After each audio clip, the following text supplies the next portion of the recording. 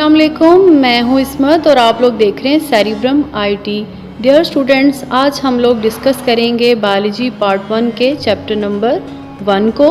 इसमें सबसे पहले हम डिस्कस करेंगे ब्रांचेस ऑफ बायोलॉजी। जैसा कि मैंने आपको बताया था कि बायो को सहूलत से पढ़ने के लिए इसकी डिफरेंट ब्रांचेस बना दी गई हैं। सबसे पहली ब्रांच है इकोलॉजी। इकोलॉजी में हम लोग लिविंग ऑर्गेनिज्म और उसकी इन्वायरमेंट का और लिविंग ऑर्गेनिज्म का आपस में इंटरेक्शन स्टडी करते हैं। नेक्स्ट आ जाता है एम्ब्रियोलॉजी।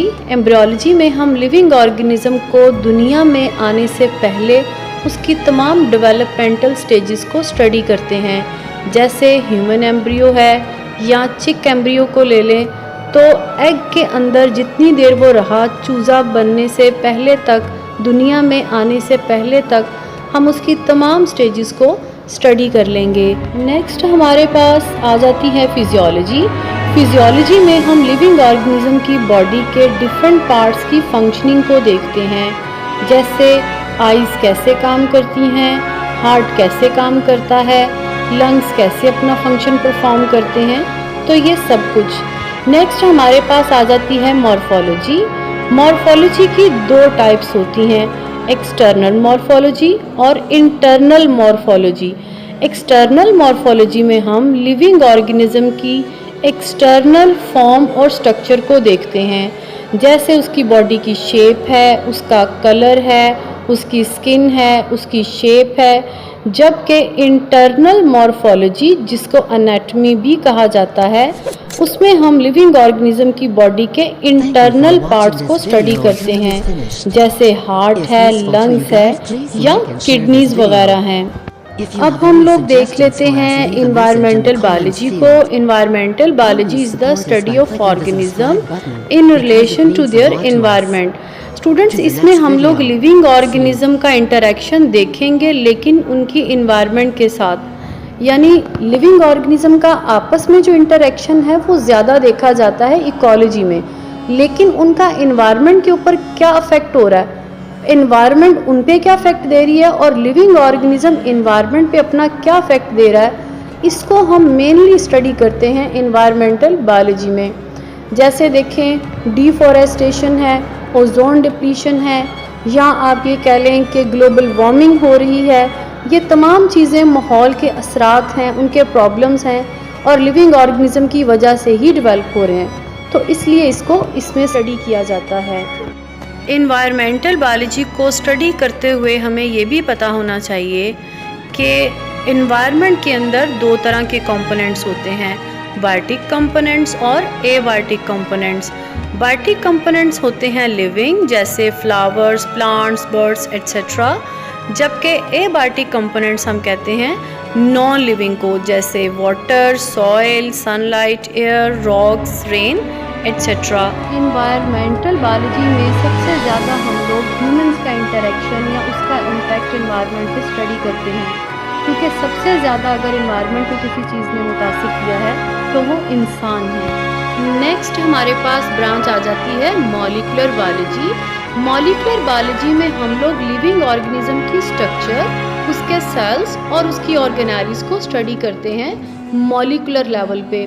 स्टूडेंट्स, जैसा कि आप लोग जानते हैं कि क्रोमोसोम्स बने हुए हैं डीएनए और प्रोटीन के, लेकिन जब तक आप इन डीएनए और प्रोटीन्स को उनके मॉलिक्यूलर लेवल पे नहीं देखेंगे, आप कभी भी क्रोमोसोम की स्टडी को नहीं कर सकते। जैसा कि आप लोग डायग्राम में देख सकते हैं। नेक्स्ट हम लोग स्टडी करेंगे फ्रेश वाटर बायोलॉजी को। फ्रेश वाटर बायोलॉजी में हम लोग इन लिविंग ऑर्गेनिजम्स को स्टडी करते हैं। तो फ्रेश वाटर में रहते हैं।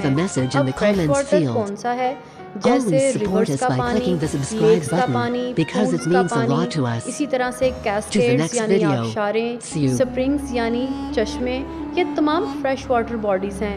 हम सिर्फ लिविंग ऑर्गेनिजम्स को स्टडी नहीं करते, बल्कि हम लोग ये भी देखते हैं कि फ्रेश वाटर बॉडी का टेम्परेचर कितना है, इसकी पीएच कितनी है, इसमें लाइट कितनी पेनिट्रेट होती है, पानी का टेम्परेचर जो है वो कब कब चेंज होता है, मौसम का इस फ्रेश वाटर बॉडी पे क्या इम्पेक्ट पड़ता है, और इसी तरह से यहाँ की फूड चेन और फूड वेब किस तरह से चल रही है, क्या इस फ्रेश बॉडी के अंदर कोई पोल्यूटेंट तो नहीं ऐड हो रहा, ये सब इसी में पड़ा जाएगा।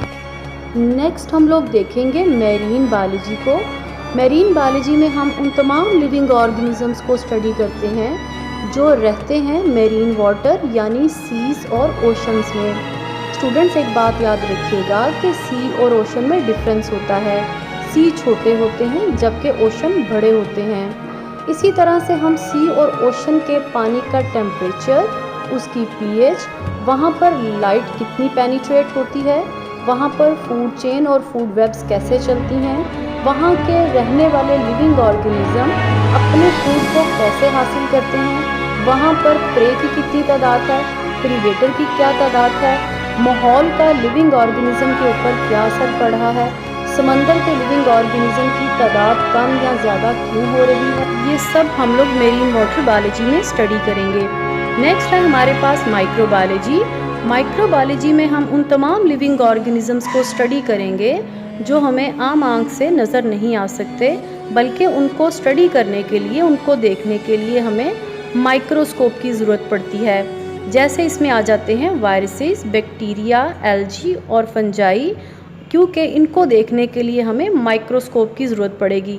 वैसे तो माइक्रोस्कोप की भी बहुत सारी टाइप्स होती हैं, जैसे इलेक्ट्रॉन माइक्रोस्कोप है या फिर लाइट माइक्रोस्कोप है।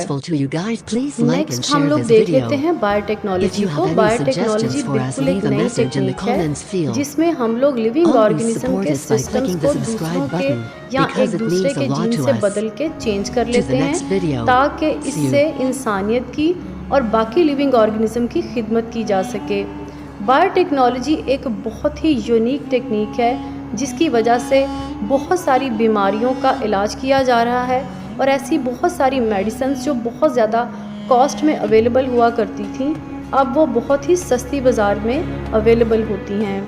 नेक्स्ट हमारी ब्रांच है ह्यूमन बायोलॉजी। ह्यूमन बायोलॉजी में हम लोग टोटली ह्यूमंस को स्टडी करते हैं, यानी मैं बायो की जितनी भी ब्रांचेज आपको पहले पढ़ा चुकी हूँ, जैसे हिस्टोलॉजी है, एनाटॉमी है, मॉर्फोलॉजी है, एट्सेट्रा। अगर हम ये तमाम ब्रांचेज में सिर्फ ह्यूमंस को ही पढ़ेंगे तो हमारी इस ब्रांच को, हमारी स्टडी को क्या कहा जाएगा? Human biology. नेक्स्ट हम लोग स्टडी करेंगे सोशल बायोलॉजी को। जैसा कि स्टूडेंट्स आपको पता है कि हर लिविंग ऑर्गेनिज्म का अपना एक बायोलॉजिकल बिहेवियर होता है, तो सोशल बायोलॉजी में भी हम लोग यही देखते हैं कि लिविंग ऑर्गेनिज्म जो है उनका सोशल बिहेवियर, उनकी कम्युनल लाइफ, यानी वो आपस में किस तरह से मिलजुल के रहते हैं, कैसे एक दूसरे की मदद करते हैं और कैसे एक दूसरे के बिहेवियर के ऊपर अपना इफेक्ट देते हैं, इसको स्टडी किया जाएगा। ओके स्टूडेंट्स, आज के लिए इतना ही। अल्लाह हाफ़िज़।